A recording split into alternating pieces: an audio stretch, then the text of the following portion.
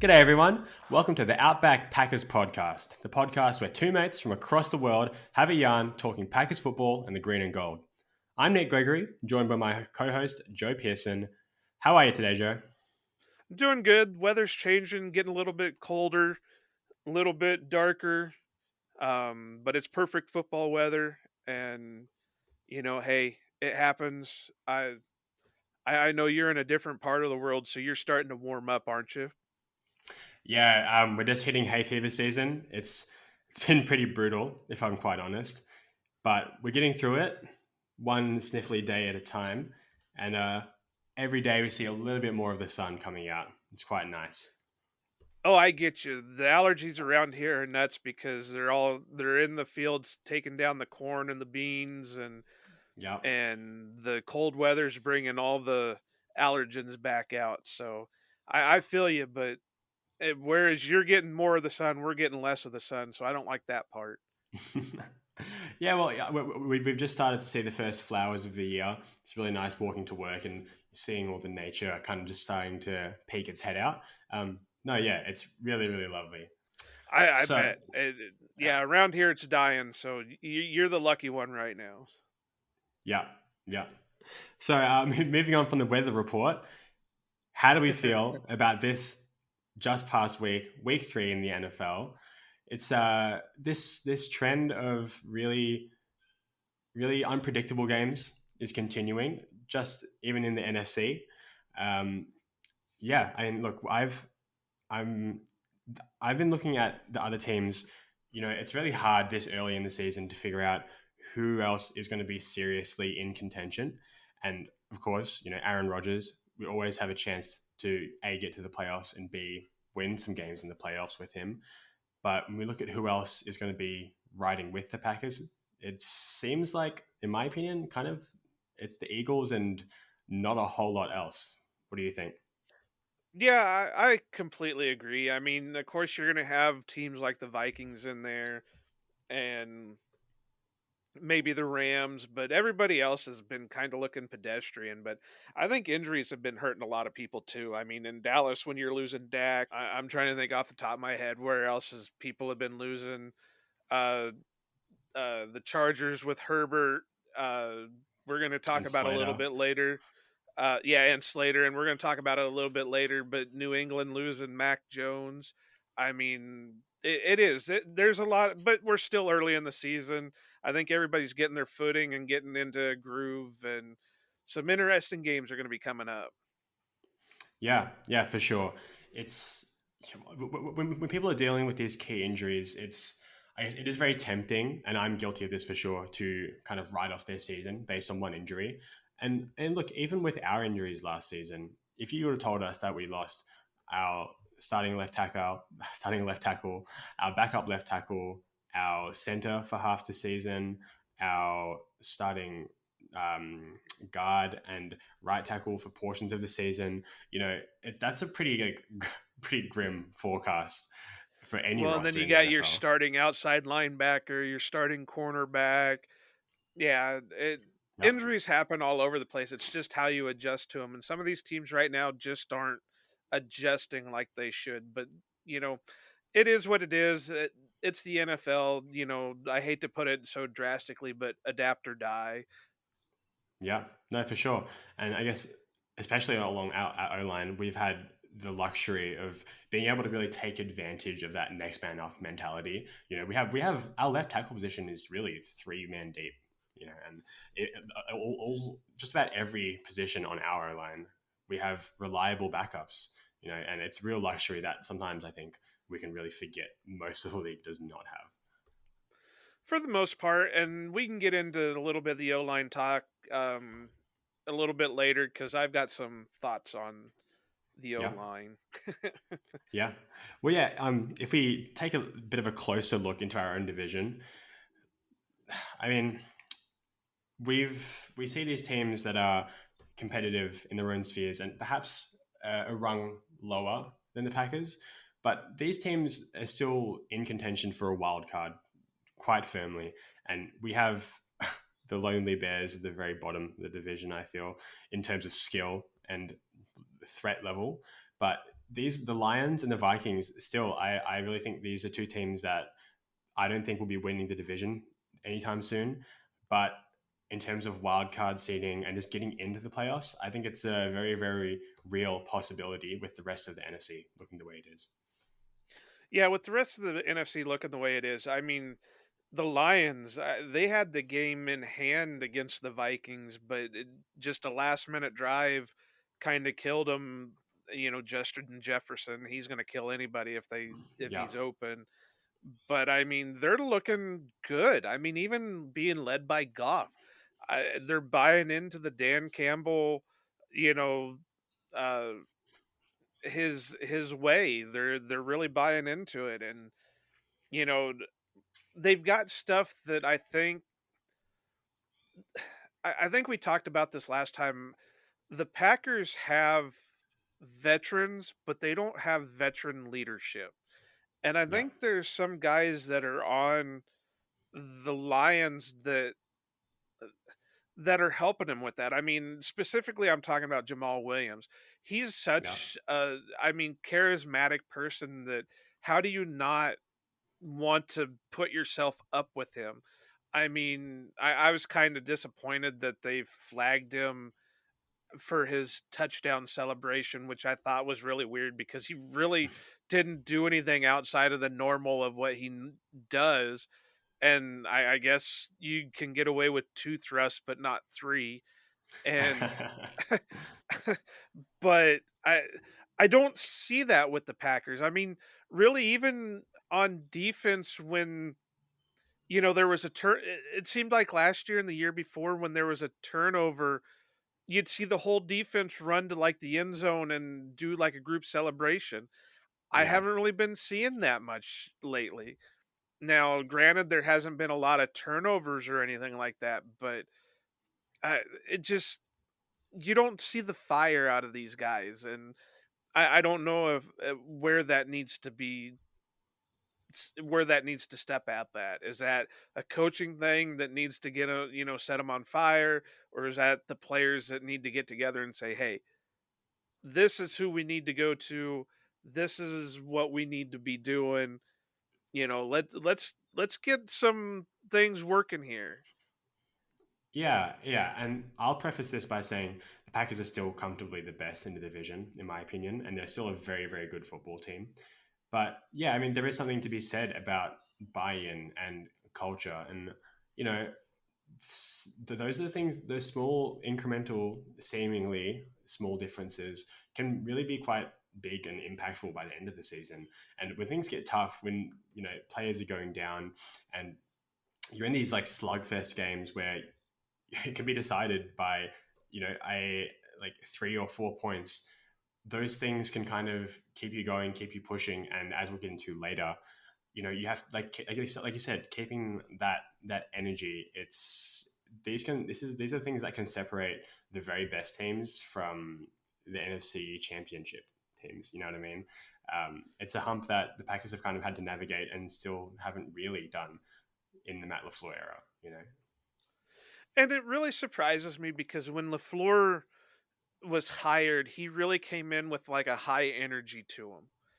And I remember telling my grandpa that because I would go stay with him and go up to training camp, and when I'd come back, he'd always ask me, "Well, how's this new coach doing? How's this new coach doing?" And I remember telling him that he reminded me in a way of the stories you would hear of Lombardi because he wasn't afraid to get in there and mix it up with the players. I remember specifically it was around the time that they were having joint practices with the Houston Texans, and there was a player fight between the two teams going on, and the guy in the middle of it was Lafleur tearing him apart and you know pulling his guys back and yelling and screaming at the other team. I don't see a lot of that anymore out of him, so I don't know what's going on with it. I don't know if he's just, you know, I don't know. I really don't. I can't answer anything because I'm not sure what the. And I mean, you used to get the sound bites out of him, all gas, no fucking break. Uh, you know, what was the one about your piss being warm or Yeah, no, piss and hot or whatever? yeah, yeah, yeah. No, and look, he still has the best winning record of all time. He's still a very, very good coach. I'm very happy that he's our coach. And look, maybe we are reading into things a little bit too much. Um, but just like to the casual fan, that is like how it looks sometimes. And even if it might not technically make a difference in your performance on the field, it is nice to see your team get amped up. And since losing guys like Jamal Williams and even Zadarius Smith, there is kind of a difference in that energy level and kind of the feeling of resilience sometimes in this team. Yeah, and I don't want to make it sound like I'm ripping apart LaFleur. I guess that's going to be my thing. Last week I ripped apart Rodgers, and this week I'm ripping apart LaFleur. But I really don't want it to seem like I am, because I really like Matt LaFleur. I think he's a great coach. Like you said, he's the winningest head coach, or has the best record so far for a young coach. And hopefully he's around for a long time. But it just, like I said, early on you were hearing these sound bites and you were getting amped up by him, and now he's, slipped into coach speak. That's pretty much what his press conferences are anymore, just coach speak. And it's kind of disappointing, but like I said, I don't want to make it sound like I'm ripping him apart, because I really do think he's a good coach.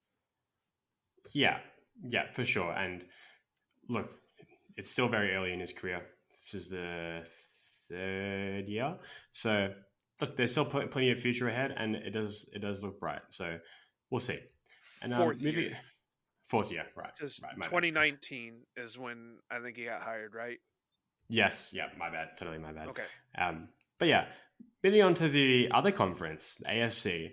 Now, when you have the NFC, and it seems like there's probably three, maybe four guys who are like really gunning for that NFC spot.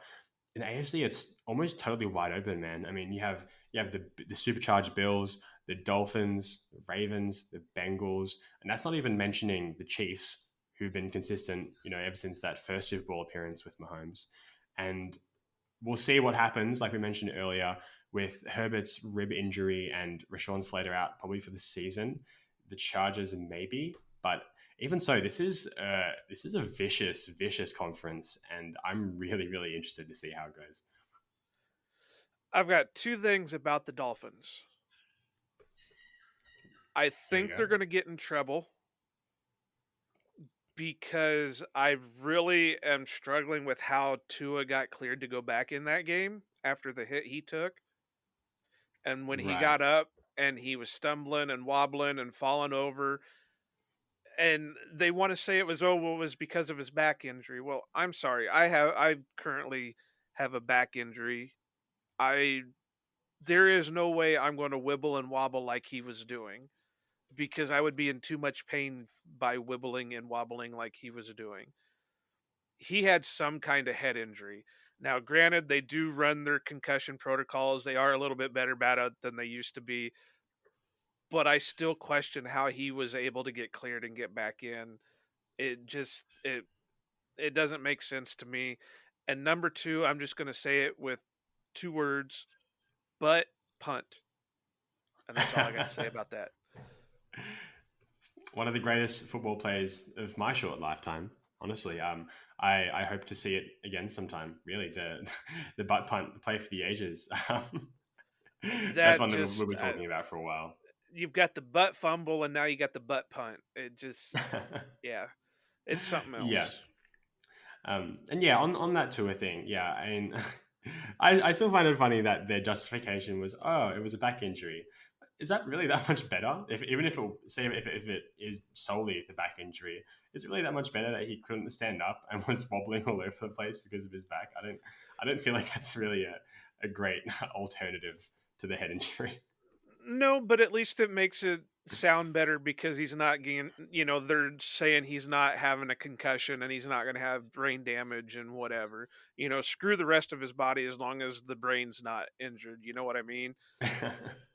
Sure. But everybody in the world has had some kind of pain in their back.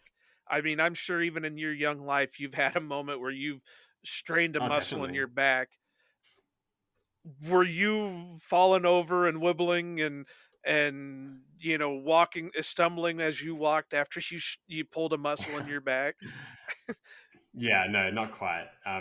But You still, were in extreme pain where you didn't want to move, and all that extra movement from him was not due to a back injury. Unless he was having one hell of a major spasm, there was no way all that movement was due to a back injury. yeah, yeah, But I will yeah, preference this or end this with I'm not a doctor. I didn't stay at a Holiday Inn Express last night, so I have no way of saying it, but it with my layman's eyes, there's no way that he did not have some kind of concussion. yeah, yeah, and yeah, like we'll see when eventually the Packers and the Dolphins face off. I think it's going to be a really, really interesting matchup because their whole offensive philosophy is kill them with speed, right? And Yeah. on our side, we have really fast guys. You got Darnell Savage, low 4.3s, Adrian Amos, 4.3s, Alexander, 4.3s, Stokes, 4.2. You know, these are Yeah, all what was guys who his four can two run. four or something like that? Yeah, like absurdly fast. And granted, these are all straight line speeds. It doesn't account for lateral agility and like quick movement skills. But you know, it's really interesting because when you look at these like the top secondaries in the league, and they all kind of manage it in different ways. Like it's really going to be interesting to see how the raw athleticism of our guys in the secondary, are going to match up with Jalen Waddle, Tyreek Hill, like even guys like Mike Gesicki, we still need to figure out a way to consistently block out these tight ends. It's going to be a really, really fun matchup because it's something that you really don't see all that often in the league. Is this collection of raw skill, talent, athleticism, and it all working out on an offense? It's pretty scary, really. Yeah, and they actually have a decent head coach that it's again, like I said with the Lions earlier, the players are buying in and they seem to be, outside of some questionable calls, seem to be, doing all the right things and they're getting their shit done. But I Yeah, think the two teams that kind of scare me a little bit, one more than the other, and I think it might surprise some, uh, the Bills. The Bills really scare me with Josh Allen and all the weapons that they have. I I really think if it came down to it and you put a gun to my head and said, "Who do you pick to be in the Super Bowl this year?" It would probably be Packers Bills. And I think it might be more wishful thinking because that would be a great matchup. But if you look at the way teams are playing right now, it's a legit shot that that could happen. And again, this is way too early in the season. And then yeah, the Ravens. I mean, the Ravens always filled out good teams, but the dual threat of Lamar Jackson, and we've still got a young defense right now that's still unproven. So, but going by past experiences, running dual threat quarterbacks are always the bane of the Packers. yeah, And Lamar Jackson, and I know a lot of people are talking about even after week 3 going into week 4, Lamar is the top guy or the lead guy for the MVP talks. So, I mean, things can change. It's a long season, but those two teams right there scare me a bit. The Bengals have kind of laid an egg so far this season. I can't even think of what their record is off the top of my head, but I know they really haven't been that great 1 and 2, I on both believe. Yeah, sides of the ball. Yeah, 1 and 2. They really haven't even been that great. So yeah, Chargers, yeah, like we said earlier, Herbert being injured is really going to hinder them, but it's going to be interesting. It's a long season. Weather's changing, things are going to get colder, and styles of play are going to have to change. yeah, yeah. And now we bring it back to the NFC home base, and this is, as we said last week, this is one of these games that could really be the difference between a 1 seed, a 2 seed, a 3 seed coming to the end of the season. And that's Packers versus Bucks, two of the biggest heavyweights in the division. two of the most injury heavy teams, probably. Well, more so the Bucks and the Packers, but it was really interesting matchup. You know, the Packers, they come out blazing, red hot, two scoring drives in a row, punch the Bucks in the mouth, lock them down. The first half was practically a masterclass until it wasn't. Well, and this is where it goes back to it seems like there's no leadership on the team because it all changed after the Aaron Jones fumble. Yeah, And then after that point, like you said, the Packers were on a roll. They were driving down the field. The defense, even though they went into the bend don't break mode and they were holding the Bucks down to 3 points in the first half. But then Aaron Jones catches that pass. He gets blindsided. He tries to avoid the first tackle, which he does pretty good, but he didn't account for Vita Vea coming in from behind and ended up knocking the ball out. And after that point, it just seemed like everything went away. I mean, we would still see a play here and a play there, but it just seemed like once it's kind of like that boxer that comes out hot and is landing blows, and then he gets punched in the mouth out one time and he's out for the count. yeah, and the funny thing is that the defense, you know, that drive of the fumble recovery, they they also got their own turnover. You know, they responded, and it really seemed like for once we were going to see that continued resilience, what we always talk about, and yet the offense just failed to produce anything resembling life in the whole second half. Yeah, and that was one of the things that scared me early on with this game because it seemed like the Buccaneers were a second half team in the last few games that they played. So, like I said in last week episode, if we could get the Packers to play what they did in the first half throughout the whole game, we would have not there'd been no question about it. Absolutely. But then as the game went on, the Bucks started coming back in the second half. Now the defense was still in their bend don't break and they were still making plays, but being that the Packers had only scored 14 points, it wasn't going to be that hard for the other team to come back. One or two drives, Yeah. which one or two drives is what they had, and they ended up coming back to almost tying the game up. Yeah. Yeah. And I think really that's a credit to this defense and the special teams. You know, every single drive, it seemed from the special teams that the Bucks were starting within the 10-yard line. Obviously, there was that one beautiful play from Keyshawn Nixon, who we'll talk about a little bit later, you know, pinning them at the one. But, you know, every single time they never made it easy for the Bucks to go up the field. It was always a struggle. And that's why they only scored 3 points until the last drive, right? It was incredibly difficult, even for someone like Tom Brady. And granted, as we said before, there was a lot of injuries to the O line and to the receivers. But the fact that you've held a Tom Brady led team and you know a team that has Leonard Fournette and still some guys on the inside, Shaq Mason and Tristan Wirth on the outside, it is a testament to this defense that they managed to lock it down for so long. Well, and how do I want to say this? Because I know this is going to make it sound like I'm being a complainer, but it could have been a lot worse for the Buccaneers. What do you And mean? In what way? there were so many missed calls by this ref team that if you go back and watch the game and see how many missed holds that they had or that were not called, this could have been a Yeah, complete disaster for the Buccaneers because there could have been at least four times Brady was going to get sacked or Brady was going to try getting rid of the ball and an interception could have happened. The what ifs, we yeah, could play that all day.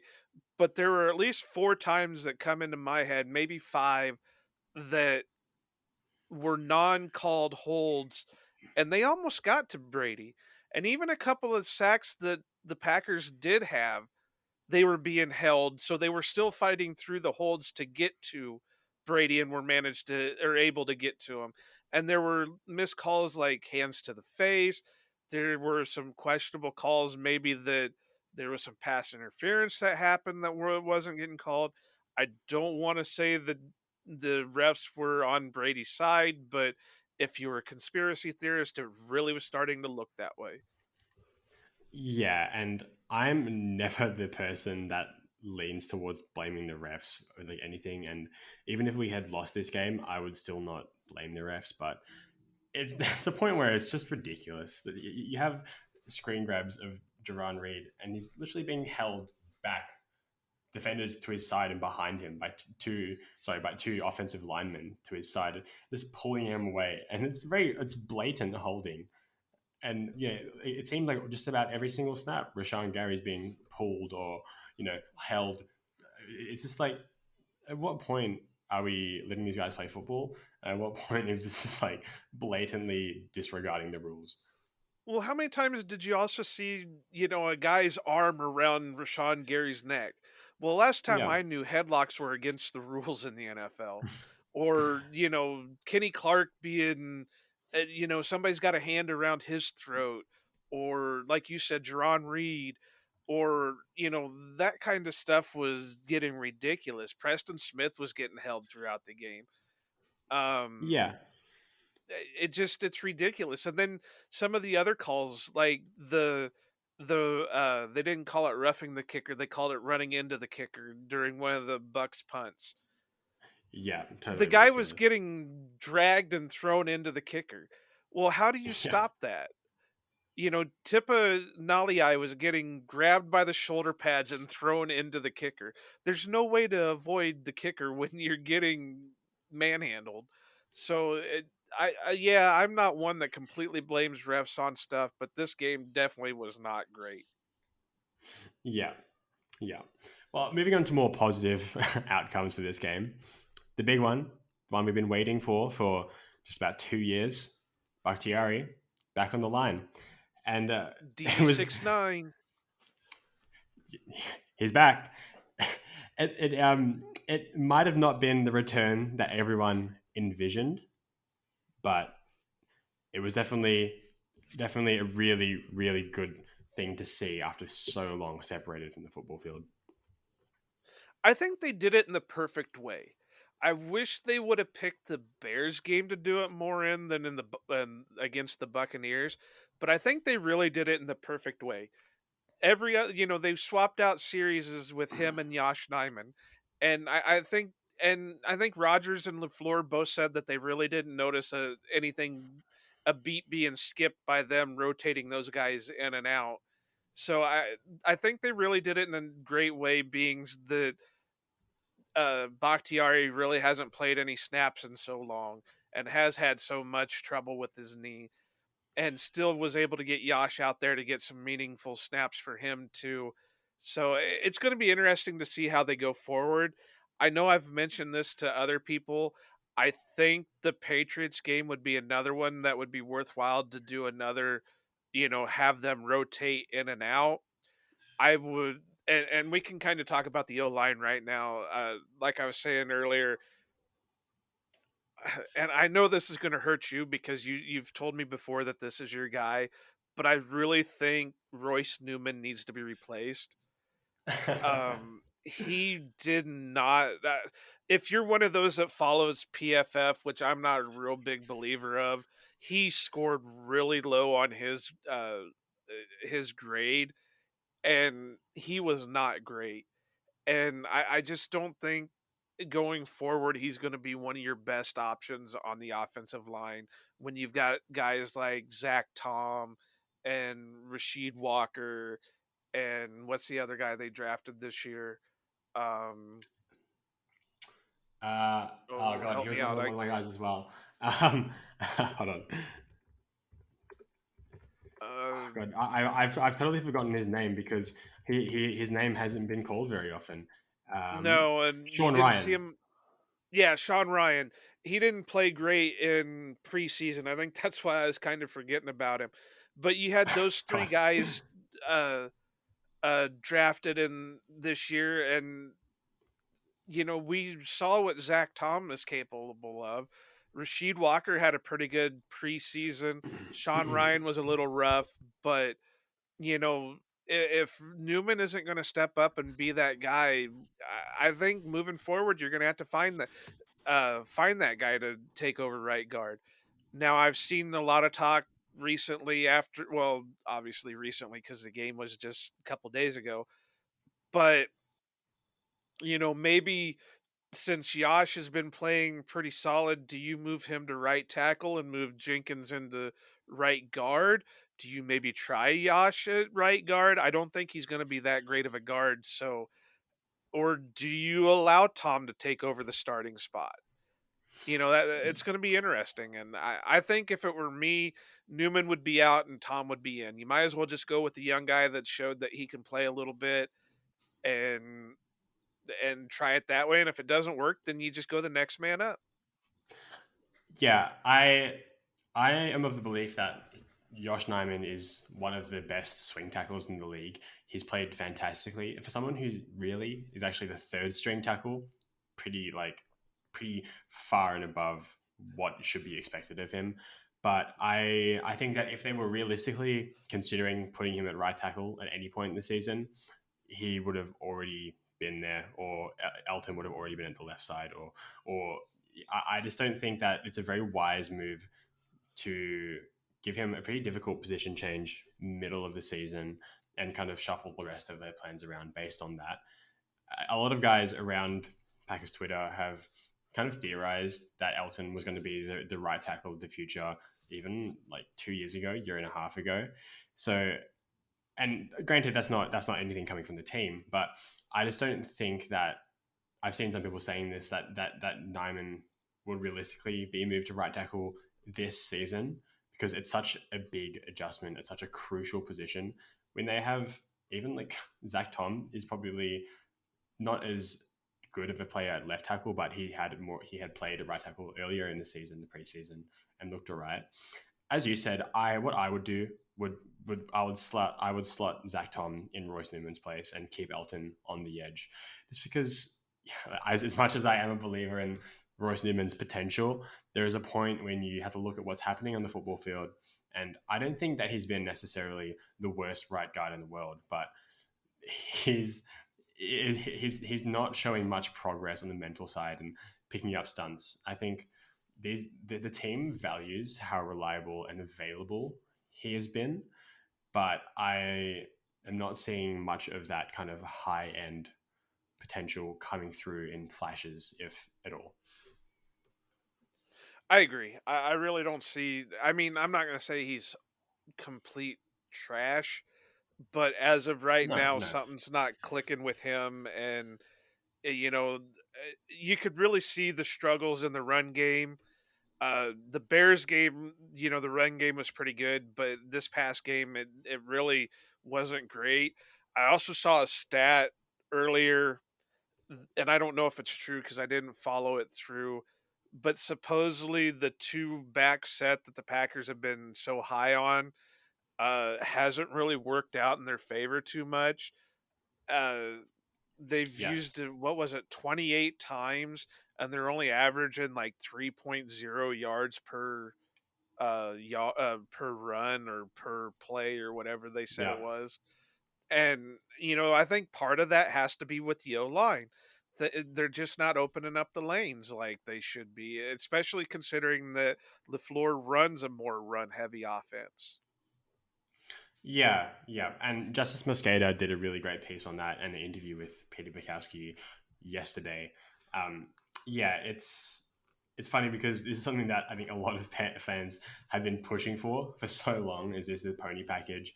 Ever since Jamal Williams days, they wanted to see more of this versatility and kind of taking advantage. But one of the things that Justice covered was that when you have that 21 the pony package, you're really relying on your guys to get open quickly or your O line to kind of hold up for long enough that one of your running backs can get open in space, like Aaron Jones in a wheel route.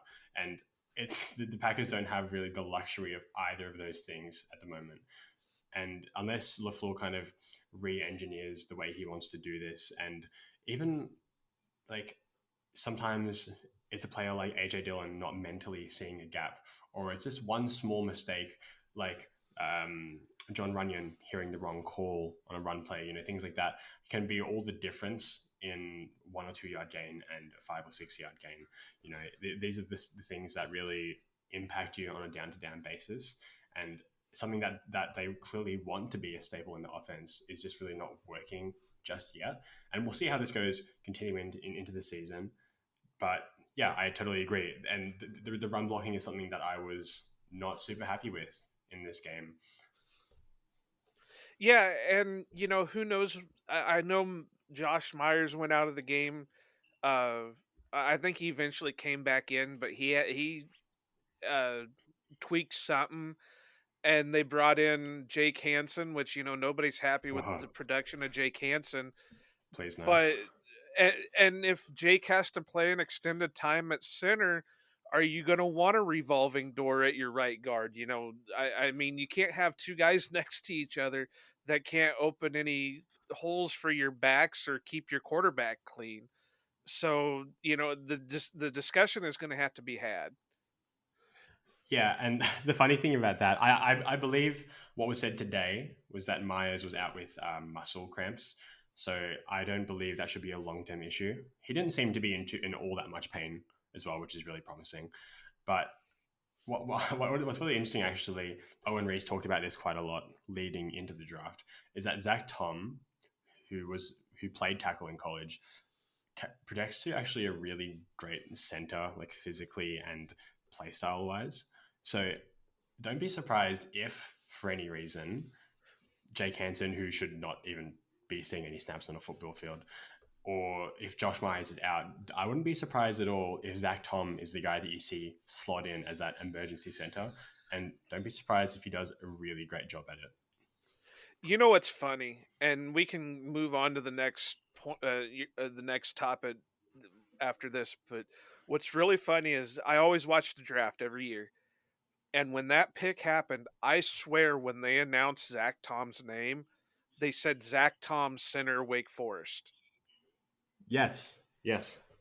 But I couldn't find it anywhere else. Everywhere else had him listed as tackle, had him listed as guard, having being listed as somebody who can play both tackle and guard. But I swear, when the person announced his name at the podium, they said Zach Tom, center, Wake Forest. So that makes me think that the Packers also thought he could be a center. But the way he's been playing, or with the way he played in preseason and stuff like that, I think he could be similar to Elton Jenkins, where he could slot in at any position on the line and succeed. So that's And just my that's thought. really And Yeah, go and ahead. that's really the dream scenario, right? Is that you have not just one, but two Elton Jenkins unicorn players who can just slot in anywhere on the line, which is just like such like it's actually not that far out of the realm of realistic possibility, which is just so ridiculous. Like for one team to have that much luxury at such an important position group is just basically unheard of. It's amazing. Or the Packers have a history of drafting guys a year or two before they actually need them. And the sad thing is Elton's contract is up here pretty soon. Does Oh this mean no, Elton's no, not going to be re-signed no. and Zach Tom's going to slot into his position? I'm not even going to bite on that. It makes you think. Actually, just one last thing from me before we move on. I believe John Runyon's contract actually is up after this year. No, so No, if is he it or was next year drafted. after? I think it's the year after. He was never cut, so he has a 4-year contract. Right, So he was drafted in 20. Was 20. that the Really? 20 season? Yeah, So he because should be yes, under. because yeah. Sorry, go on. No, I was just going to say, so he should have a couple more years on his contract. Yes. Yeah, I think it is interesting. Maybe it was just like purely like an availability thing, or they're not entirely sure on both Myers and Newman how they drafted Ryan so high. And I think that, God forbid, this third round curse does not continue. I think that he could be a guy to watch as a potential successor for one of those full time inside roles. But we'll see. It's and like I've said so many times, it's such a luxury to have this many options and good quality options as far as future and replacement and injury backups. It's really great, and I'm very happy with how these guys have handled the O line room 99% of the time, barring playoffs. And so that's basically our thoughts on most of Packers and Bucks. Now, moving on to next week, previewing the Packers versus the Patriots. Packers come back home to face the Mac Jones-less Patriots.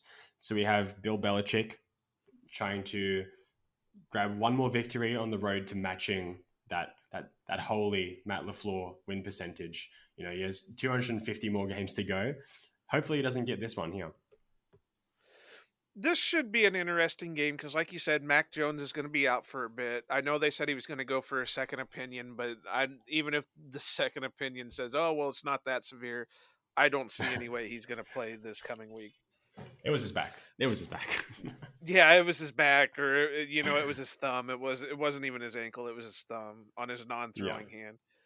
Um, so you've got Brian Hoyer. He's a journeyman. He's showed flashes in the past, but he's had a lot of dud games too. Or you've got the rookie Bailey Zappi out of Western Kentucky, and he honestly, if out of the two of them, he would scare me a little bit more.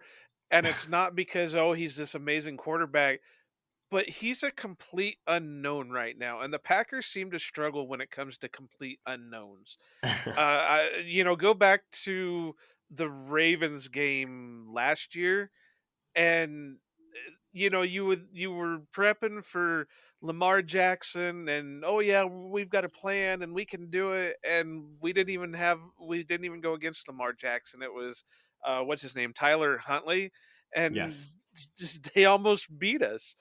So I mean, these Yeah. complete unknowns really mess with the Packers. So if out of the two of them, if Belichick decides he's going to go with Zappi, I think that would scare me a little bit more than Brian Hoyer. So it's going to be interesting to see who Belichick picks to start. My gut leans to he's going to go with Hoyer, the known quantity. But if he happens to slip in that little curveball, it's going to be interesting to see how that plays out. And the Patriots really aren't a great team this year. Their receiving Yeah. core isn't nothing to really put fear in my eyes. The defense is always going to be there. I mean, they've struggled some, but I mean, you've got Dietrich Weiss, who's coming off the edge. You've got the Baltimore tree and Matthew Judon. Uh, you know, it's going to be interesting to see what they can do. Their corners aren't really top notch. You got some age in that group, but it's a Belichick defense, and Belichick is always seems to have a pretty good defense. Yeah, very true. Well, while we're on the topic of Brian Hoyer potentially facing off against the team, let's start by going over our defense versus Patriots offense. As you said, I'm not really sure who weapon wise is threatening us on this team. And not to downplay this because there's no easy games in the league and every team belongs in the league. I don't expect us to walk in there and just obliterate them by 1,002,000 points, but it seems like this is going to be a good opportunity for this defense to kind of rack up some of these stats and show some consistency and just continue to do what they have been doing good and clean up some of these mistakes. I think what you need to see from the team in a game like this, besides obviously securing the win, is I don't want to see the Hunter Henry breakout game. I don't want to see Right. Nelson Aguilar somehow getting a crazy over the top catch on Eric Stokes. I don't want this to be the game that everyone looks back at and says, "Oh, how did that happen?" Like just how the Chiefs lost last week. I don't that can't be the story of this game. We need to continue the discipline and the great play we've been seeing from the defense, and just do what they've been doing. I don't think yeah, I don't think we need to expect a whole lot more than that. This a continued improvement and continued discipline from this defense. And this is a Packers home game, correct? Yes, This is correct. at Lambeau. Okay, so that will help out a little bit having home field. But Hmm. yeah, the receiving core is nothing to write home about. I mean, like you said, you got Aguilar, you've got Devontae Parker, you got a personal favorite of mine, and it's completely random why I like this guy, but Jacoby Myers. I love playing Madden, and the one guy that I always pick up in Madden is Jacoby Myers because for some reason he's just a tank, and he's my top guy when it comes to Madden. And so I mean, I love the kid. He's not really a world burner right now. I mean, he leads the Patriots in receptions. He's up there in yards, but you know when you're in a room full of threes and fours, who's your top guy out of it? So I'm kind of Yeah, like you. The tight ends scare me a little bit more because they are pretty solid tight ends. But when your quarterback is Brian Hoyer or Bailey Zappi, they're going to rely on the tight ends. But unless the Packers defense completely regresses, I don't see how they can. They might score some points, but it's not going to be tremendous amount. The big question mark is Jair going to play?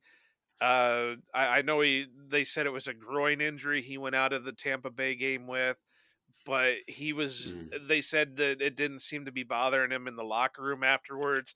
We won't know much about injuries because Lafleur usually doesn't talk about injuries until the Wednesday before the game, and that's when the first injury report will come out. yep. But even if you don't, Keyshawn Nixon really stepped up in the Tampa Bay game, so I wouldn't. Obviously it's going to move Razul up and it's going to move Stokes up, and that'll put Keyshawn in the slot. So if they had to miss Jair for a game, this probably would be the best one to do it. Uh, Yeah.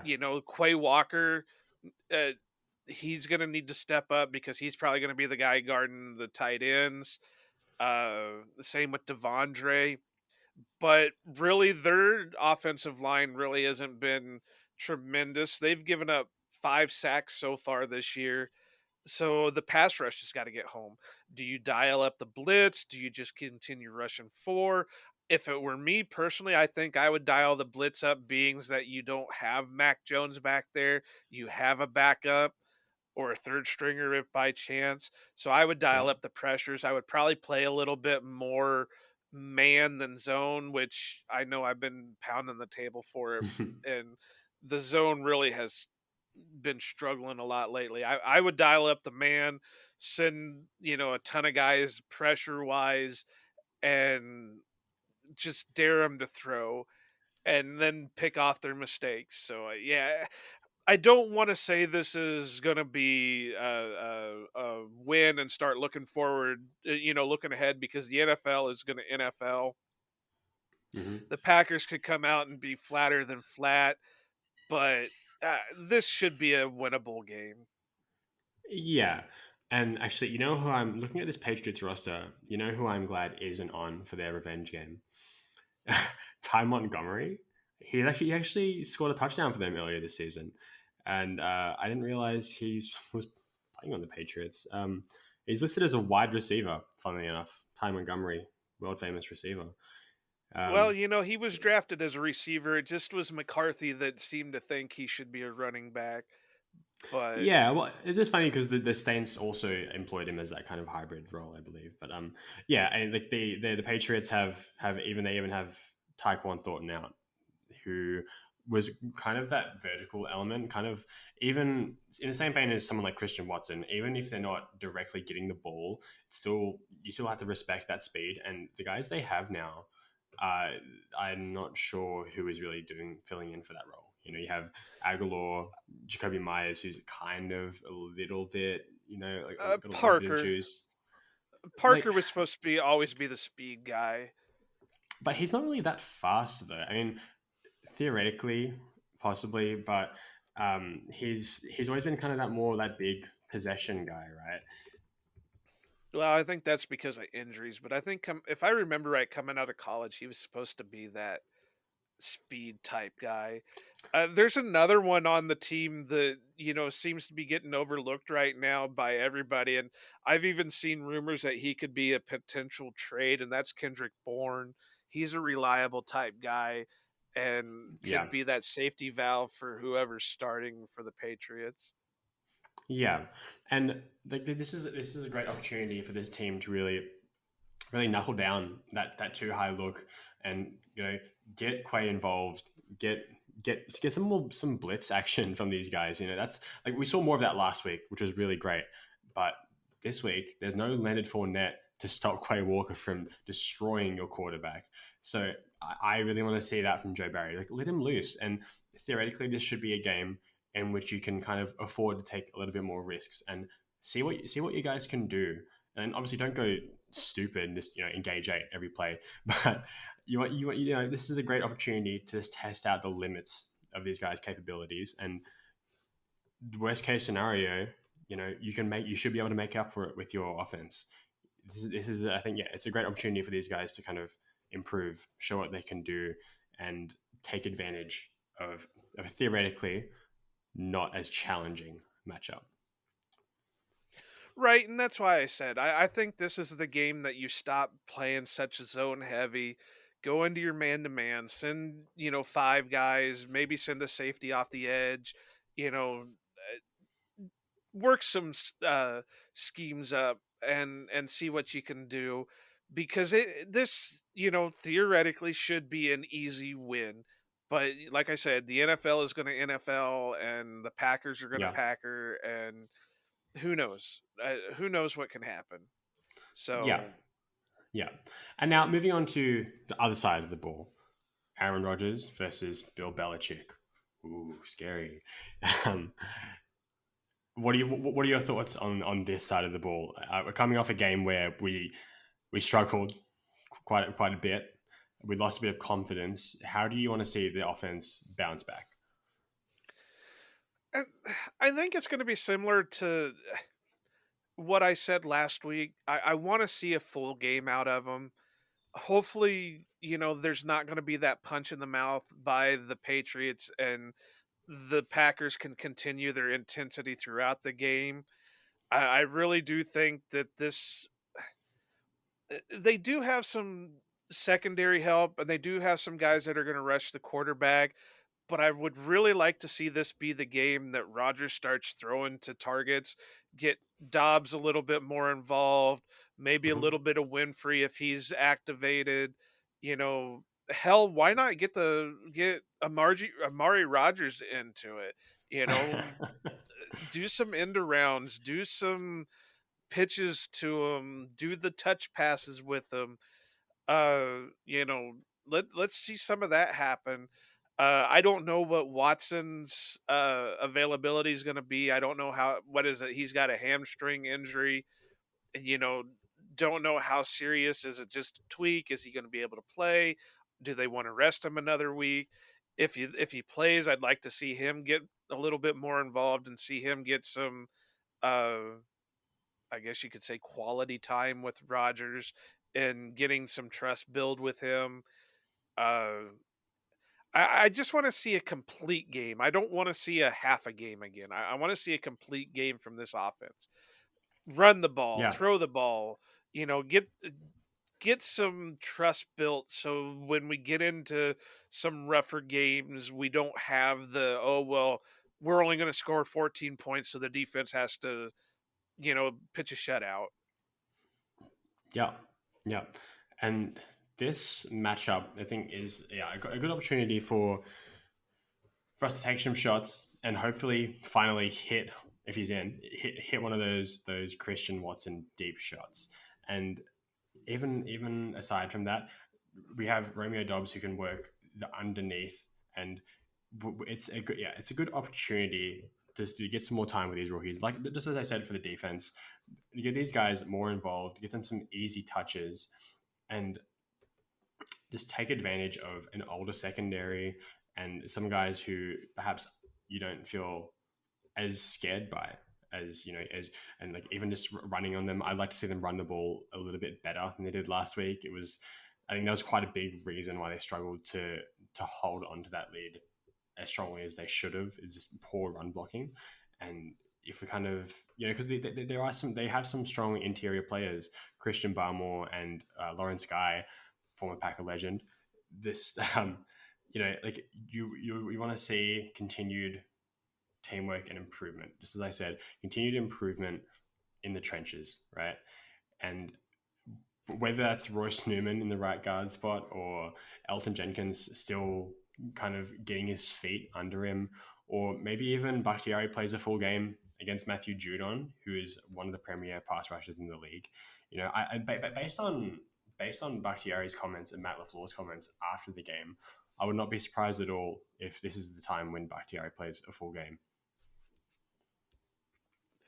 I, in a way, I agree, but I think this could be another game where it would be easy to do. I think I mentioned this a little bit earlier, where this would be another game where I think it would be easy for them to do the rotate series again, just to continue to get him back into premier playing shape, because he hasn't really played meaningful snaps in a long time, so he's going to have to get back on the field to get a lot of the rust knocked off of him. So I mean, Yeah, I could see it going either way, but I really lean to this could be just another game where let's say the first two, instead of doing every other series, they switch out. Okay, well, Bach's gonna do the first three series, and then we're gonna have Yash do the next three series, and then Bach's gonna do the next three. Kind of do that kind of rotation type thing, or Bach's gonna get the whole first half, and Yash is gonna get the second half. It seems like another game that they could do that with, but either way, I'm just happy to see him on the field. But to kind of touch on your point, not only would I like to see Watson get one of the deep passes, but I'd love to see Dobbs get one of the deep passes, because that's what he was kind of yeah. known as in at Nevada. So I just would love to see him break one free or get wide open and you kind of get that circus catch that he had some notability about at Nevada. Because right now, as much as I love Dobbs, that catch by George Pickens in the Steelers game this past Thursday, just it makes you drool and wish one of our guys would pull something like that off. Yeah, and I was a guy that was banging the table for George Pickens pre draft during the draft process. He look, it hurts to see him pulling off things like that because I fully believe he's going to be an amazing player. I always have thought that, but the way little Devante's been looking over in Green Bay, number 87, I also have very very high hopes for him too, and I'm not mad at all with what we have in Green Bay. Oh, I right now totally I agree. will. Yeah, I wouldn't trade anything right now for it, but I wish we could. Like I said, Dobbs was known as a guy who could stretch the field, who could do those circus type catches, and Watson is the same way. But I would love to see one or the other get a deep pass this game, Yeah, for sure. especially And at Lambeau. yeah, yeah, and these are both super athletic guys. Yeah, like let's see them get their first Lambo leap. Right, we Dobbs got his first career touchdown. Let's get that first career Lambeau. Exactly, exactly. And now moving on to our player of the game. This is like not necessarily a guy you think is the key to winning the game, but who is someone that you want to see more out of, that you want to see continue to develop or shine in this game. It. I know I got one wrote down here, and it's an easy one to pick. I mean, I would love to say. I think a lot of it depends on where Jair is this game, because I think I could easily slip Keyshawn Nixon in there, but I think I'm going to stick with Yeah. Quay Walker. Quay's really starting to come into his own, and I would love to see that development continue and become. This is the first time in a long time we've had these type of inside linebackers. Blake Martinez, great guy. He was a tackle machine, but he wasn't a speed demon. He wasn't that sideline to sideline type guy. Yeah. Jake Ryan, nothing. AJ Hawk, kind of similar, a little bit more athletic. I don't think we've really had this type of linebacker since. I mean, Des Bishop was kind of that way, but he couldn't stay healthy. I don't think we've had this type of linebacker since probably Nick Barnett, and that's been a Hmm. long time. And I think if he continues developing, you know, you've got Devondre beside him, those two working together, I think we've got a great tandem to go forward with, and he's going to be something special. I know a lot of people were kind of questioning it when he got drafted. They weren't upset with it, but they also weren't happy with it because everybody kept pounding the table. We need that first round receiver. We need that first round receiver. And then Quay Walker gets drafted, and he's not a first round receiver, but he met a position of need, and he's that type of player that we need, that athletic, super athletic type of player. So I just continue to look for his development.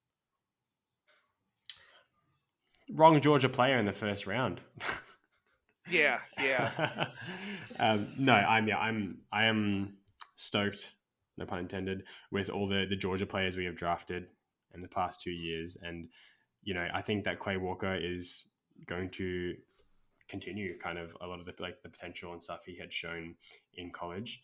I totally agree. Like just like the athleticism, the traits, and he's already quite smart in like scraping and kind of finding the runner. He's violent at the catch point.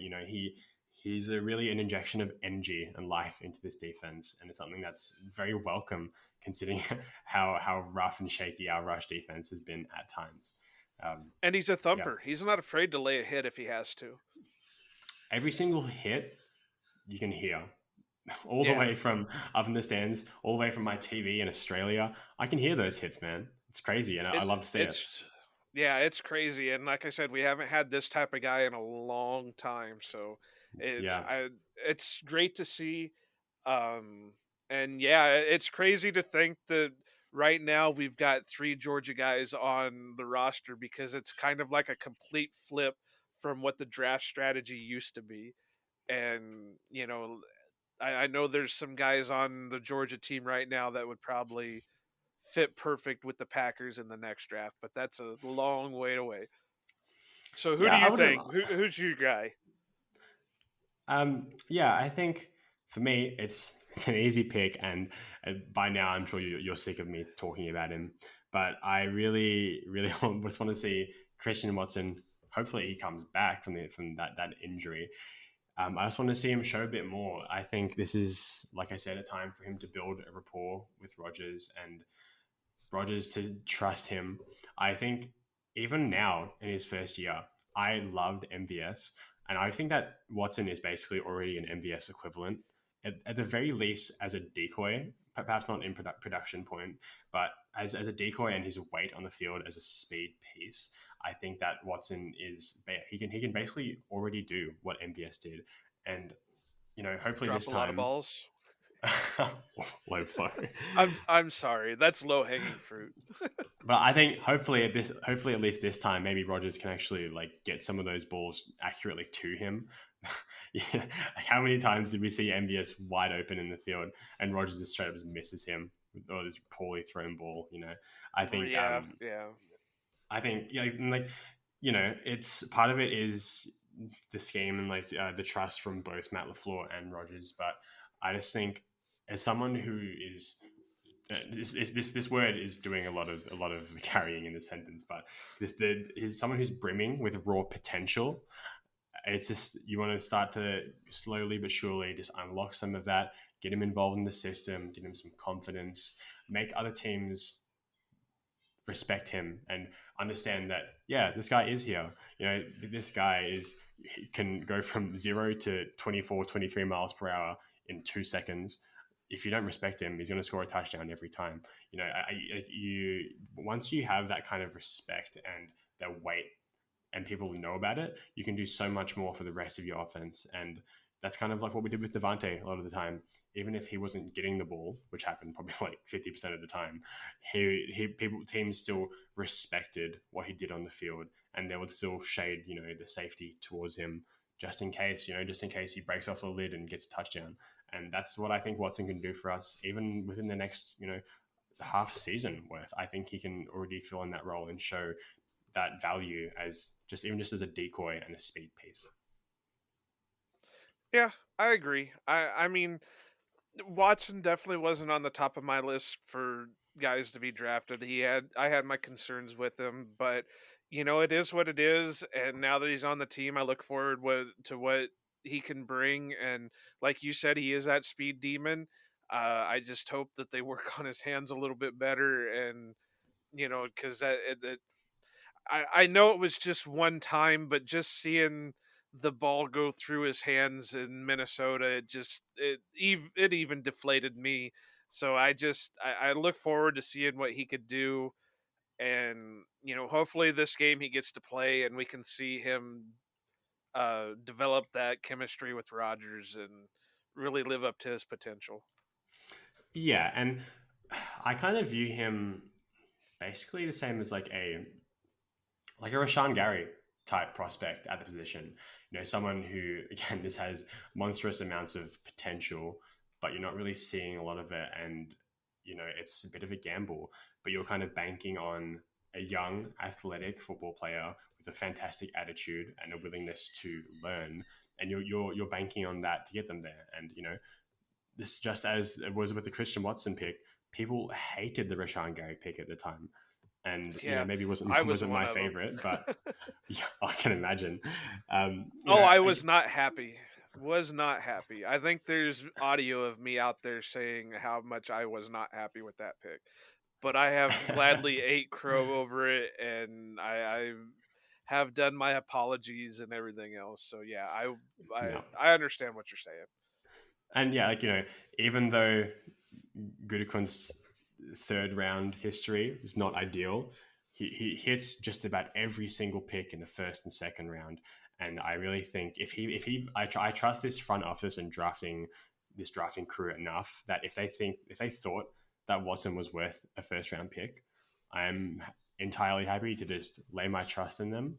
And they have earned the ability to like for fans to respect that and be patient with their draft decisions, because it's paid off more than enough times already in the short time he's been here. Yeah, and after that long-winded speech on Christian Watson and first round drafts, I think that's about all we have on the Packers Patriots game. I think it's going to be, again, as we both said many times, it's going to be an opportunity for us just to continue to see this development, and this team strike up a nice couple wins in a row, kind of solidify their position in the NFC. And this is the time when you can kind of build a lead against some of the other contenders in the conference. And these guys just need to keep doing what we all know that they are capable of. And I don't foresee them failing to do that, but you still need to see your players do that. Yeah, and that's just about all of our thoughts on the Packers versus Patriots game. While it's easy to kind of get caught up in what some might call a trap game, I think this is just an opportunity for this team to just keep doing what everyone knows that they're capable of, and rack up a few wins in the conference and out of the conference in this case, just to kind of solidify their record and keep chugging along on the way to hopefully that one seed. And that's all from us today, guys. Don't forget to tune into the game next week on Sunday at 4:25 p.m. Eastern Time, or at 7:25 a.m. Australian Time for those lucky folks near me. That's all from us, guys. You can find us on Twitter at NicholasGRGR and at Iowa_Joe86 on Twitter. See you later.